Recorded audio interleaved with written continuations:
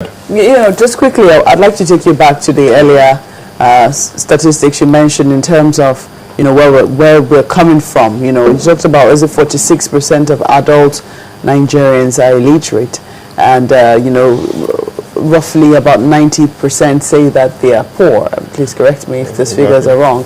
Now, one would think that, when we're looking at the federal budget, we cannot, education, even though, yes, they have a responsibility for education, it also, is something that the states are supposed to have taken care of, or are also supposed to be taken care of as well. From what you're seeing, do you see that tilt towards, spending more to cater for at least education of young people, if we're not talking much about adult literacy now? Do you see that in the next couple of years, that adult population that is not educated will definitely reduce? We'll have to be hopeful that it does. Most of the illiteracy in the country right now is centered at the northeastern Nigeria. But at the state level, the state governments also have to do more than they've historically done. Currently, we have 6 states. We only have 6 states that their unemployment rates are below 17%. They are Edo State, Enugu State, Ekiti State, Oyo State, Ogun State, and Lagos State, which currently has an unemployment rate of about 7.6%. What we will expect is, apart from these 6 states, we will get more states that will be working towards improving employment. We'll have more states that will not just be budgeting more on education, but will be working towards this budget having impact on the lives of their citizens. Apart from the budget having impact on the lives of one of the ways we want to look at how the budget will have impacts on the lives of their citizens is we need to increase how much the Nigerian youth earns. The evidence right now suggests that 72% of Nigerians are below the age of 35. So that is where the population is. That's where our strength lies. Even though we have such a huge population that is below the age of 35, the evidence also suggests, which is available, that 96%, 96% of Nigerians earn less than 70,000 naira per month. Now, just to take you up on that, you talked about how Nigerians also have a responsibility to also curb spending, because if you keep accusing the government of spending a lot on recurrent expenditure, doesn't the earning power explain why it is that they spend well over 70% on recurrent expenditure? I agree with you. Because the earning power is low, recurrent expenditure seems to be high for individuals, for youths, and for family. Mm-hmm. And that also supports the reason, because the earning power of the federal government currently is low and needs to be jacked up. That really explains why recurrent expenditure is so high. If the earning power of the country, which is part of the plans of the government, which we expect them to do more, if the earning power significantly increases, the discussions on recurrent and capital will also reduce. But do you also see government spending? Because sometimes when they say, you're experiencing a deflation of some sort, or the economy is going down, or things are not looking bright, what you usually see is increased government spending. There seems to be some spending. In fact, this year they're saying they're going to be curbing spending because an election year is coming, and they don't want inflation to hit the roof. But do you see government spending, in spite of where it is, do you see it going to boost the economy? Yes, I do. Historical evidence and current data suggests so, but does the government need to do more? Certainly.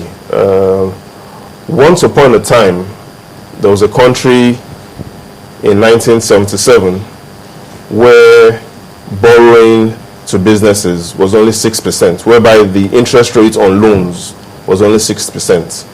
That was 1977. What we expect as well is for the government to continue creating those policies, which was part of the discussion the Minister of Finance had, to ensure that we further lower interest rates, which makes the budget as well for businesses to be more prosperous. Once upon a time, in 1992, for every 100 naira the banks lent out to businesses, they lent 27% to SMEs.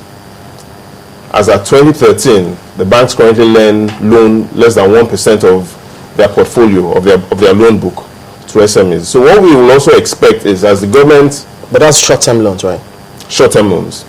What we will expect as the government further improves on the implementation of the budget, we see lower interest rates for SMEs to be able to promote their businesses.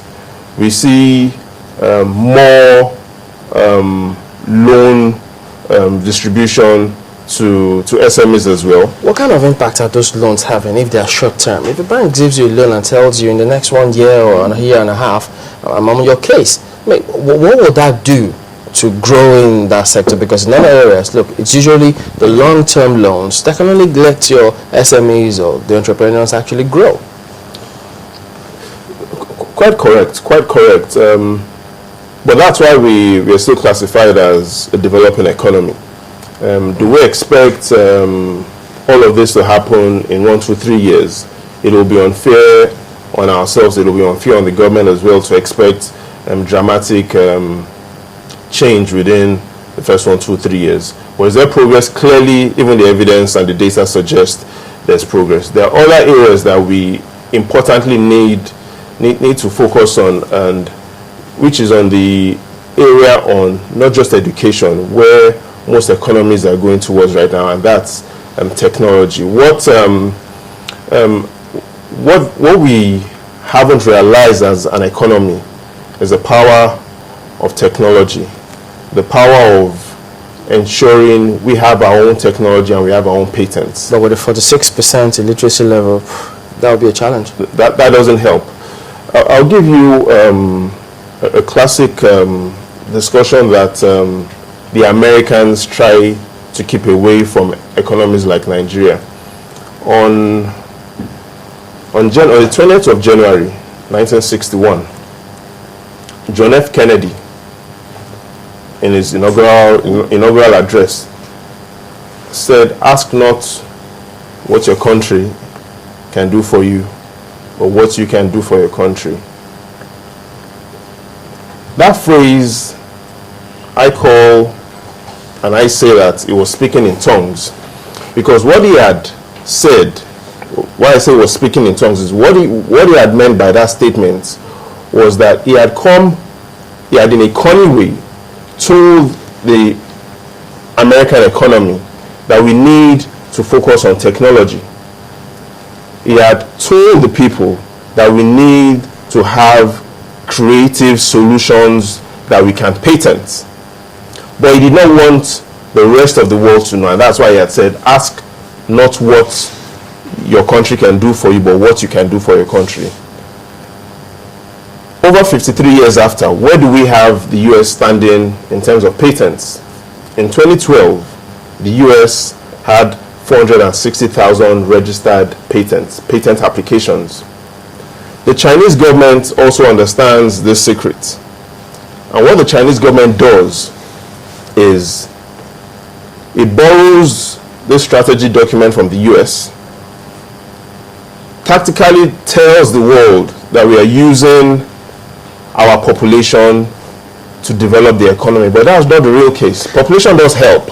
But what you have is, you have a Chinese government today that has, in 2012 alone, filed for over 560,000 patents. South Africa was slow to catch on this.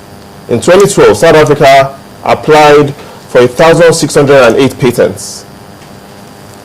The UK government also understands this. In 2012, the UK government filed for over 50,000 patents. But in 2012, look at the patents filed by Nigerians. Only 10. But there's a distinction between these countries and the countries that got 10, because could we also look at the institutions and how those institutions support this patent? Doesn't that come into play? There are institutions that support the patents, but the patents are often created by minds. Technology is often created by minds. What often happens is... Mr. Ogunsanwo, sorry to cut you here, because I actually wanted us to go back to the budget proper and look at data collection now. You're into that, that's your area of expertise. People wonder if we're getting the right data to match with the projection for the year in terms of spending and what the government needs to do. You just talked about education, you talked about illiteracy and some other issues, and even creating jobs that we should also be hoping to get from this particular 2014 budget. Do you think in putting this before the people, the adequate data collection has been followed? I think so. The narrative as we have today is, even from the preparation of the budget, it drills down to so much details. So in terms of the preparation of the budget, there's some high level of comfort to the level of preparation.